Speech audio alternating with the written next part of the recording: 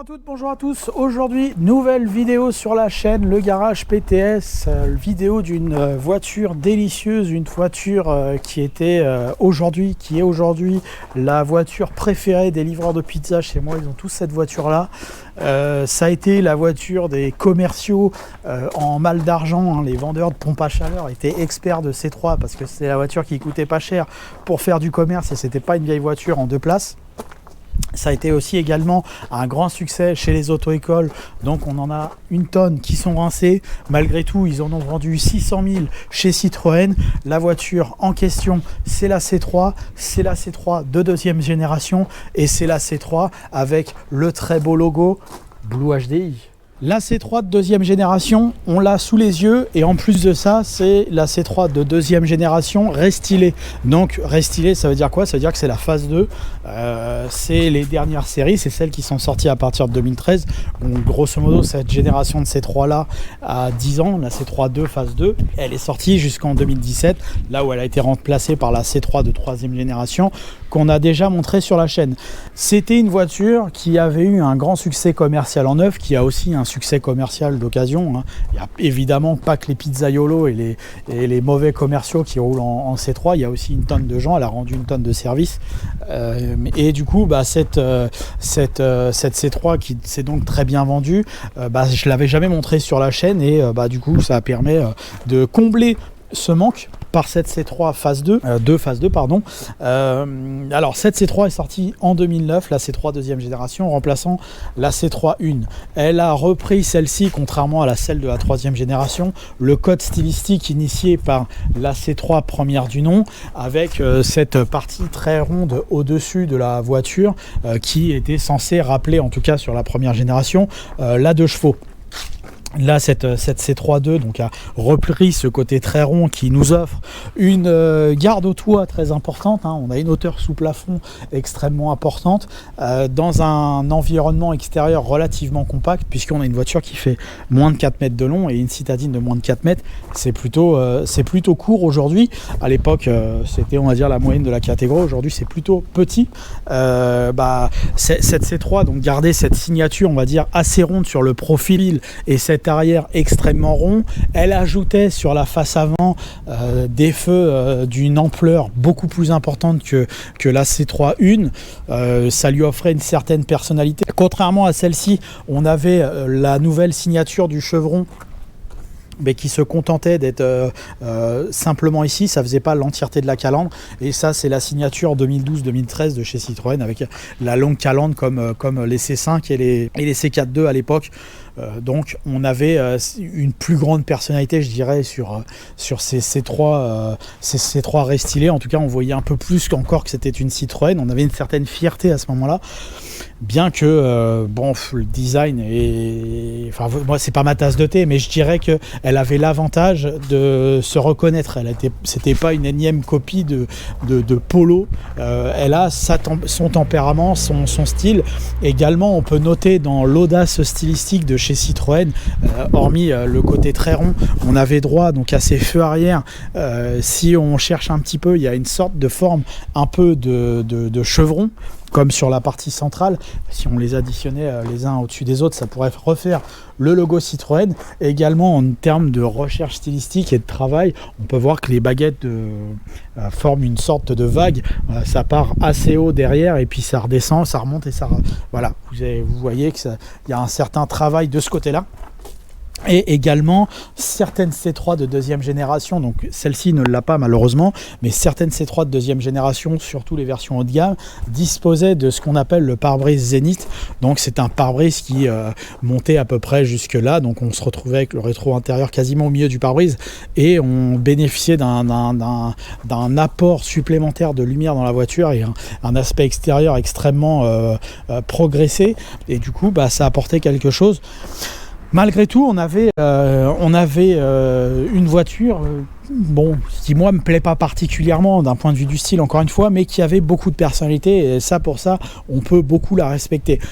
Un peu moins peut-être sur la qualité de fabrication, essentiellement sur la qualité de fabrication intérieure-extérieure qui est assez modeste. Hein.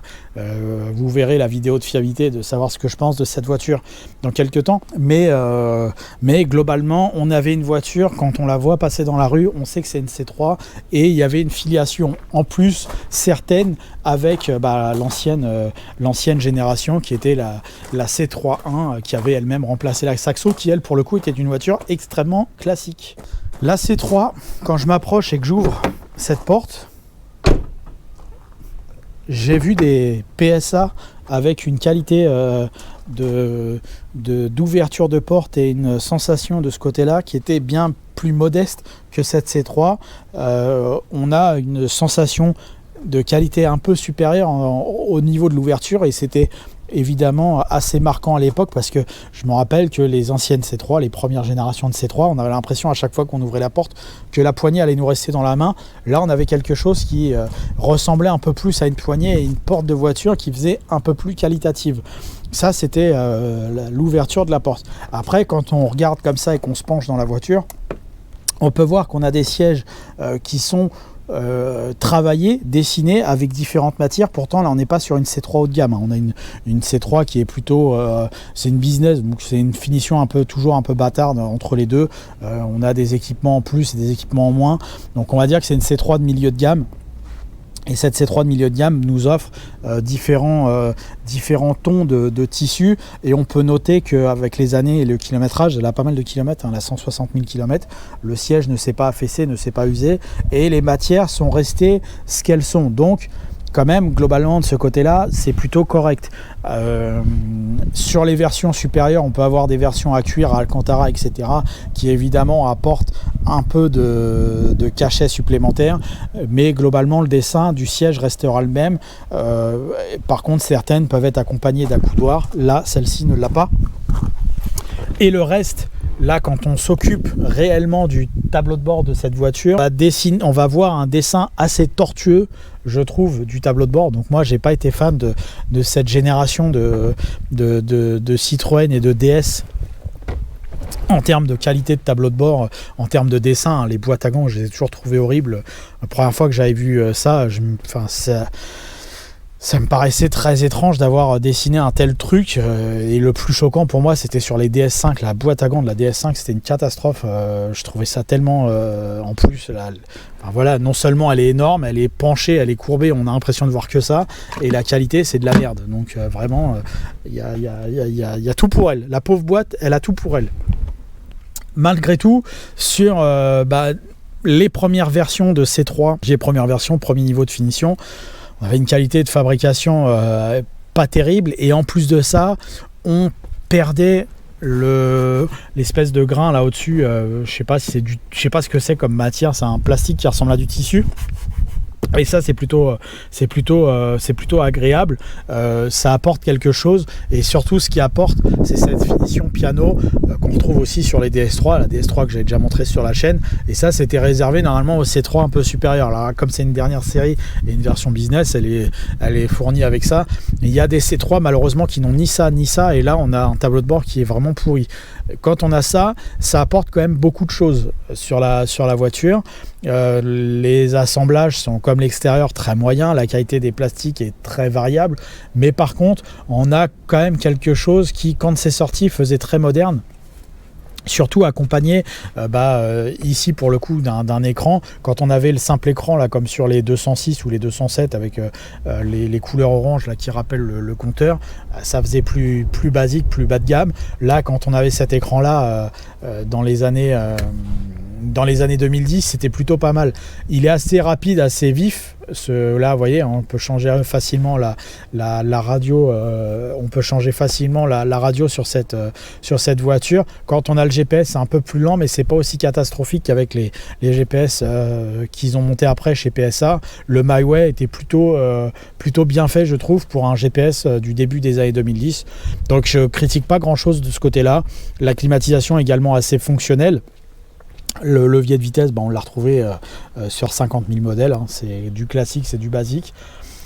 Pour le reste, il y a comme à l'extérieur, pas une grande qualité de fabrication, mais beaucoup de personnalité et un ensemble stylistique qui est propre à la voiture, à la C3, et avec une grande différence, et malgré tout une augmentation de qualité par rapport à la C3 première du nom. Donc il faut quand même malgré tout souligner que c'est un avantage assez net de ce côté-là, tout en gardant, comme je disais tout à l'heure, une hauteur sous plafond assez importante qui bénéficie évidemment aux gens qui conduisent relativement haut, puisque du coup ils ne sont pas gênés, hein. Entre autres les personnes âgées qui avaient besoin d'une voiture petite mais avec un accès à bord facilité étaient totalement comblés par cette C3. Ils l'ont certainement été un peu moins quant à la visibilité du tableau de bord qui est assez déroutante, hein, pour un utilisateur de citadine lambda. Alors Citroën a toujours eu la particularité, à part dans les années 90, de faire des tableaux de bord un peu galères à lire. Que ce soit les BX premières du nom à l'époque, les GS, enfin j'en sais rien, les CX et tout ça c'était des voitures galères. La C3 première du nom avec le tout petit contour au-dessus, c'était audacieux, je vais dire. Et bah là on continue dans l'audace avec ce compteur assez moderne et assez sportif, avec cette magnifique zone rouge qui débute à 4700 tours minute, qu'on va trouver sur la partie gauche. Sur la partie centrale, on va trouver un compteur de vitesse sportif gradué à 210 km/h.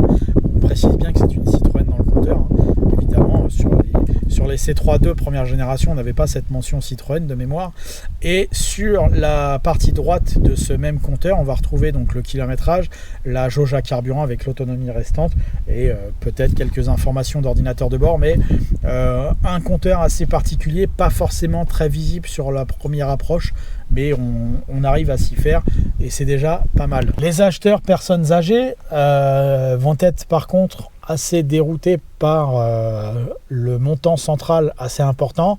La personne, qu'elle soit âgée ou non, hein, d'ailleurs, si vous êtes âgé ou un jeune vieux, ne soyez pas stressé par ça. Le gars qui en 2010 vendait sa Saxo pour acheter la C3 neuve deuxième génération, par ce montant de pare-brise, devait être très choqué. On voit rien du tout, je trouve, avec cette voiture, et c'est amplifié par cette partie en plastique, là, cette espèce de joint qui grève encore plus la visibilité. Heureusement qu'il y a cette petite fenêtre, mais ce montant de pare-brise, c'est une catastrophe. Et évidemment, on le retrouve de chaque côté. Et d'ailleurs, je vois que ce montant est en fait pas sur le montant, mais sur la porte en elle-même. C'est le joint de cette vitre-là qui est très mal foutu, qui est là pour le design extérieur, mais pour la conduite, ça vous fait un sacré angle mort. L'avantage qu'on a, c'est qu'on a un rétroviseur très important, donc le jeune vieux sera très intéressé par le rétroviseur de taille importante. Là, le pare-brise propose rien de très problématique sur cette voiture. Il est par contre très à son avantage quand on a la version allongée qui vient à peu près jusque là. Là, on a beaucoup de visibilité. Et la visibilité arrière, par contre, est assez modeste, puisque on a une toute petite fenêtre de custode plantée dans chaque coin, et on a des montants assez importants et une lunette arrière assez faible. Et on a un appui-tête assez gros, donc quand je regarde comme ça, bah évidemment, je vois pas grand-chose. Ça pourrait être typiquement un cas d'angle mort assez important dans cette voiture. Du reste, on a une assez grande qualité d'un point de vue du siège, je trouve. Je suis mieux installé dans cette voiture que dans une Clio. De manière générale, c'est plutôt mieux fait de ce côté-là. Alors, le genou est bien, donc pas de problème d'un point de vue genoutique. Par contre, en termes de tibia, ça touche. Bon, bah, j'ai eu une tonne de C3 dans ma vie, donc je connais assez bien le principe C3. Le tibia touche la console ici. D'ailleurs, on peut voir la grande qualité de fabrication, c'est très agréable. Du coup, de ce côté-là, ça touche, mais également sur la C3, quand on fait une tonne de kilomètres et qu'on utilise ici le repose-pied, c'est qu'on a le genou qui touche. Donc on a l'exclusivité de pouvoir toucher le genou gauche avec le bouton de vide électrique. Jusqu'à maintenant, ça m'était jamais trop arrivé, même avec des voitures très étroites.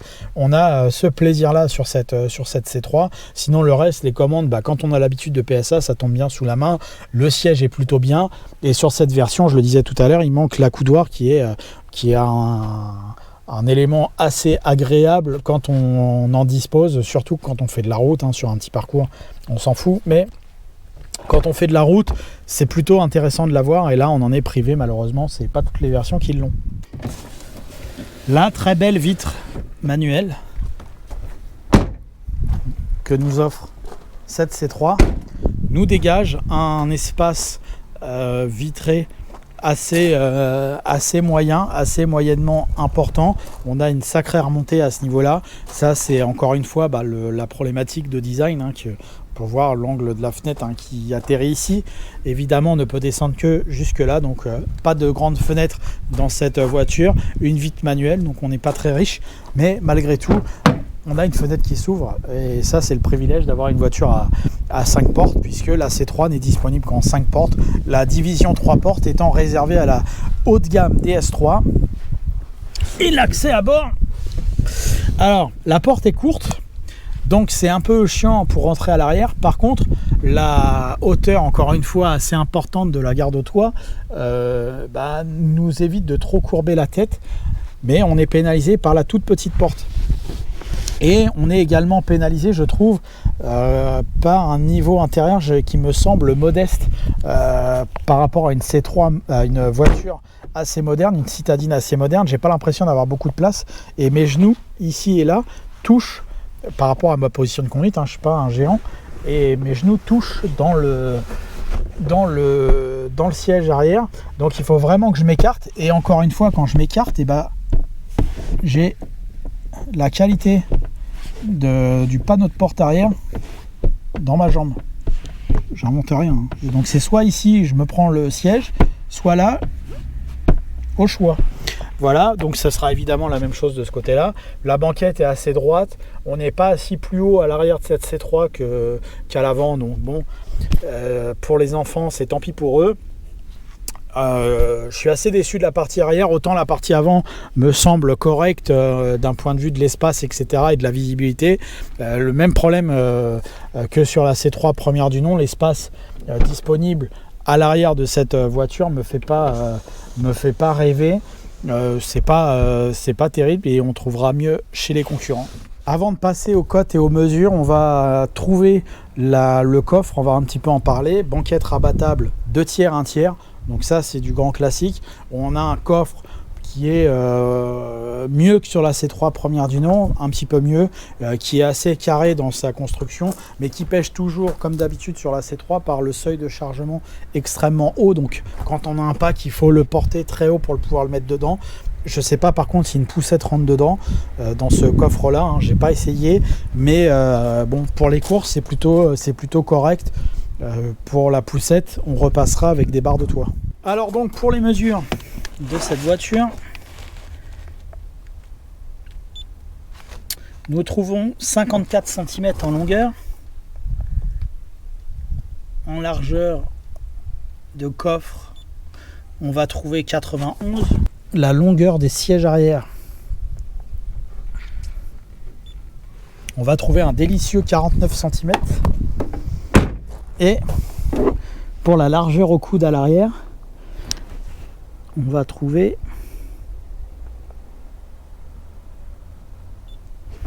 un délicieux 1,31 m.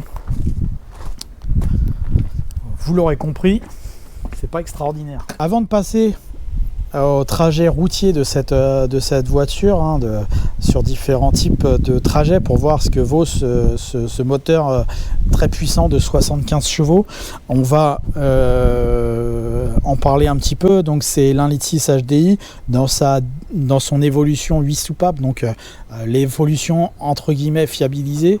L'1,6 HDI ici dans sa version également la plus modeste en termes de puissance, puisque c'est la Blue HDI, donc la version on va dire au maximum dépolluée, et en 75 chevaux, donc c'est la moins puissante, c'est la plus simple sur certains points techniques, mais en tout cas c'est la moins puissante, si ce n'est la version 1,4 HDI qui elle faisait 70 chevaux. Donc elle est accompagnée heureusement de la boîte manuelle à 5 rapports et pas de la version BMP5 ou ETG5 en fonction des années. Elle est en boîte manuelle à 5 rapports. On va laisser sur route cette voiture pour voir si elle malgré tout nous offre un petit peu d'agrément.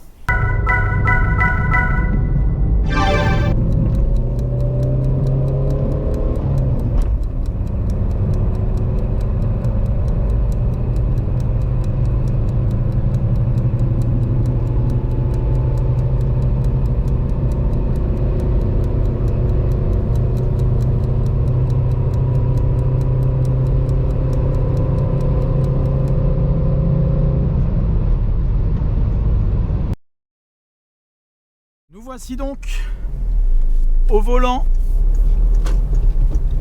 de la C3 HDI, Blue HDI 75 chevaux, la voiture de 2015, la voiture des Pizzaiolo. Et donc la première approche là de cette voiture, on a la même un peu la même sensation qu'au départ. C'est-à-dire qu'on a une voiture qui est assez confortable dans son siège. Ça c'est bien. On a, bon là c'est spécifique à cette voiture et à son kilométrage. On a une voiture qui est assez ferme au niveau de la pédale d'embrayage, elle est assez dure. L'embrayage en fin de vie, elle a 160 000 km. Donc c'est assez... Mais bon, ça c'est lié à cette voiture. Sinon normalement, quand vous avez un embrayage en bon état, la pédale n'est pas dure. Mais en tout cas, le siège est assez confortable, assez grand, assez moelleux pour une petite voiture. Donc là on est bien. Le niveau sonore sur cette première approche, il est assez correct pour une petite voiture diesel. Alors c'est pas des voitures qui sont contrairement à leur gabarit pourrait laisser penser, c'est pas des voitures qui sont véritablement faites pour la ville avec ces moteurs diesel.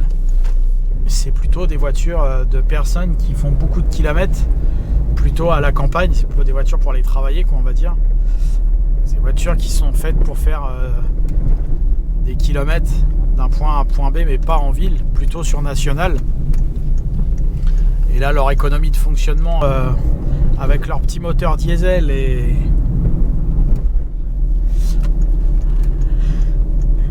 le poids contenu, ça leur permet de baisser les consommations. Là, on a avec des réservoirs qui vont vous coûter entre 60 et 90 euros le plein en fonction de la période. Avec des réservoirs comme ça, vous faites plus de 1000 km, donc forcément c'est très économique. Et donc ce qu'on va essayer d'obtenir, j'espère, c'est une utilisation de la voiture à 80-90 pour essayer de voir si la voiture elle galère pas trop. Mais là en tout cas en ville comme ça, c'est plutôt correct. Pour gagner en consommation de carburant, ils ont installé, on ne le voyait pas là tout à l'heure quand j'ai montré le compteur, mais vers la jauge à carburant vous avez un indicateur pour passer les vitesses, pour vous faire passer les vitesses au bon moment entre guillemets. Bon, évidemment pour la grande majorité des gens c'est du gadget, mais c'est le genre de gadget qui pour certains s'avère utile.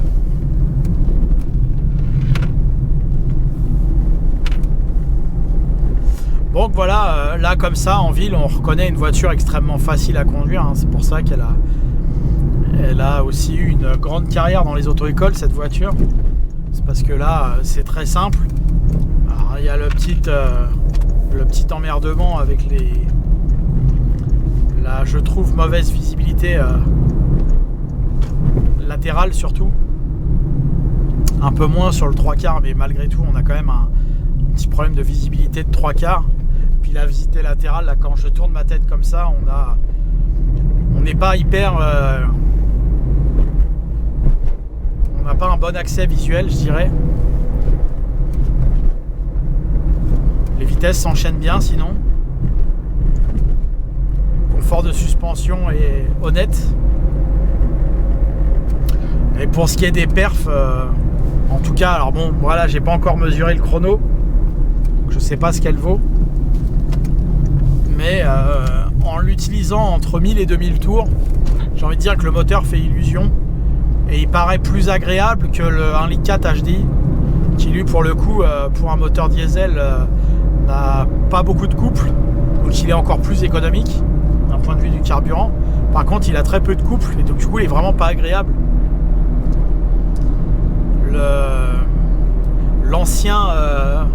L'ancienne Saxo 1.5D litre était plus agréable, je trouve, à conduire. Alors Alors dans une C3 qui est beaucoup plus lente, ça n'aurait pas été comme moteur. Et puis il y avait les problèmes de pollution qui auraient empêché la construction de ce genre de moteur. Mais pour ceux qui l'ont connu, la Saxo 1,5 litre 5D là, dans la catégorie des voitures de crevard, c'était extraordinaire. Avec, je sais plus, 30 €, on faisait une tonne de kilomètres. Ça, c'était beau. On était jeunes à l'époque, on avait ce genre de voiture. C'était magnifique. Mais on n'en trouve plus aujourd'hui, donc on achète ça pour celui qui veut de l'économie.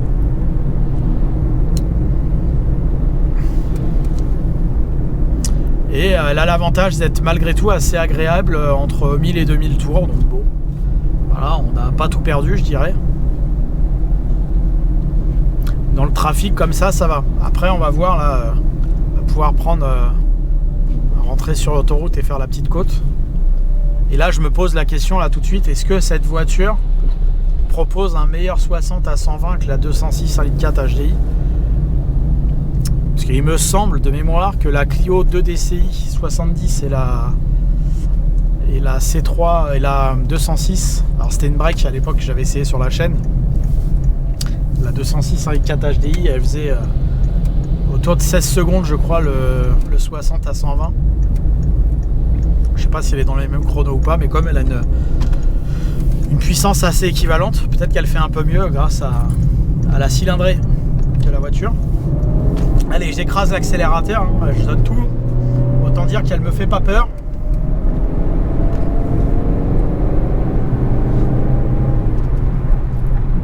Et je suis quand même à 95. Hein.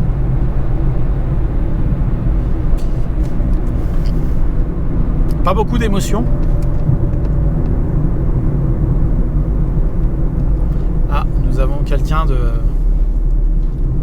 extrêmement lent dans une voie d'accélération.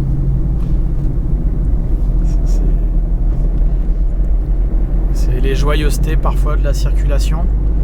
Alors ça m'a permis d'écraser la troisième à 1000 tours en côte. Et pour me rendre compte que j'avais pas besoin d'aller en deux. Donc par rapport à la Saxo 1,5 litre 5D, c'est mieux. Non, c'est assez... Bon, il n'y a aucun plaisir à conduire ça, hein, évidemment. Mais c'est moins pire que ce que je pensais. On retrouve les qualités de l'1,6 litre HDI. C'est-à-dire les qualités de pas grand-chose, mais malgré tout, il y a, je trouve, pas de perte. Là, comme ça, vraiment en utilisation crevarde, ce qui est le seul intérêt de cette motorisation, bah, elle fait tout à fait illusion au même titre que la 90, 100, 112, 115, ce que vous voulez. Elle est suffisante. Si vous êtes très attaché à votre portefeuille, votre porte-monnaie, que vous détestez donner la TVA, et si vous ne voulez pas donner vos actions, enrichir les actions de Total, c'est une voiture qui pourrait vous convenir pour peu qu'on l'utilise comme elle a été conçue, c'est-à-dire pour rouler à 1600 tours minute à 90. Là, dans ces conditions-là, elle fait illusion. Elle est assez, quand même, malgré tout, je trouve que c'est assez bruyant comme pour une petite voiture moderne. La Clio 4 est mieux de ce côté-là. Alors, je pense que la voiture que j'ai, elle est un peu... c'est pas la meilleure du marché, hein. Mais je trouve que c'est assez bruyant malgré tout. Je sais pas si c'est la qualité des pneus qui fait ça ou... Il y a quand même des remontées de bruit de roulement assez faciles. Et il y a un truc qui n'est pas lié à la voiture. Je trouve qu'il y a beaucoup, on entend beaucoup par exemple là, le camion à côté qui roule. On l'entend quand même pas mal. Je suis assez surpris par, on va dire, la qualité du moteur. Je m'attendais à pire. C'est beaucoup mieux qu'un 1,4 litre HDI qui fait une puissance sensiblement équivalente. Par contre, je suis assez déçu par la C3 de deuxième génération d'un point de vue du niveau sonore.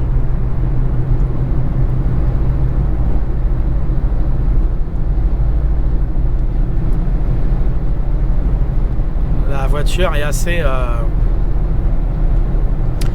sonore. Après pour le reste, sans surprise, mon genou, une fois que je suis lancé, que j'ai plus besoin de passer de vitesse, mon genou est dans le bouton de vide électrique à gauche, et à droite mon tibia est dans le plastique. Donc je vais pas aller jusqu'à dire que c'est une punition de la conduire, mais bon.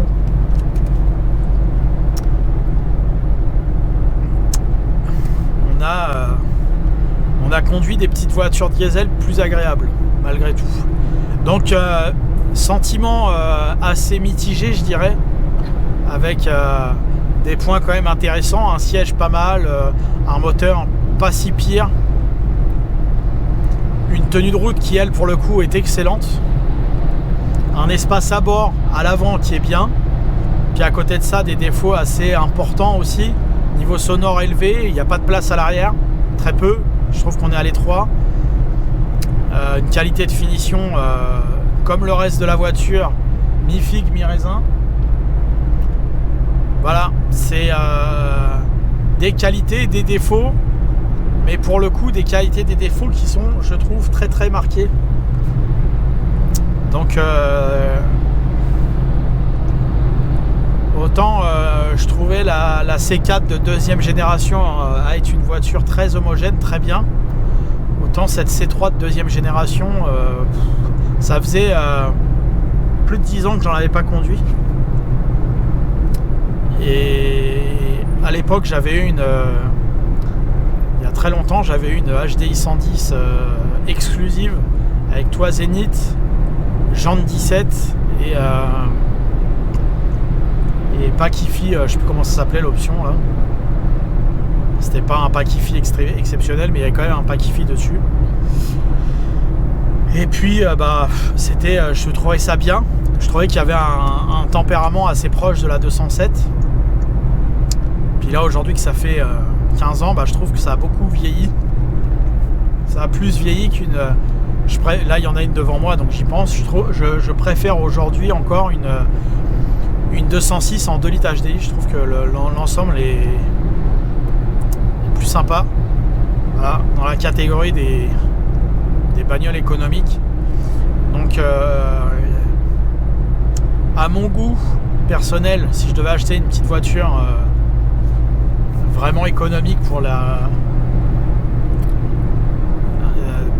pas rouler en centre-ville, parce qu'en centre-ville je prendrais de l'essence, mais si vraiment j'ai besoin d'un truc pour faire des bornes sur une nationale et que je veux acheter un diesel, je partirais encore volontiers sur une 206 de litres HDI par rapport à cette C3. Après voilà, comme très souvent je peux le dire, parfois on est obligé d'avoir de la modernité, et comme c'est moins pire sur cette génération de C3 les moteurs diesel que les moteurs essence, si vraiment c'est une voiture qui vous intéresse, elle a malgré tout des qualités, mais elle a aussi beaucoup de défauts. C'est une voiture assez moyenne et finalement assez clivante, et donc soit on aime soit on déteste, je crois bien, pour cette voiture. Voilà, merci à vous d'avoir suivi ce nouveau test de voiture, en l'occurrence la C3 Blue HDI, la C3.2 Blue HDI HDI 75. Merci pour votre fidélité. N'hésitez pas à vous abonner, à aimer, à commenter le Garage PTS sur Facebook, YouTube et Instagram. Merci à vous, à bientôt.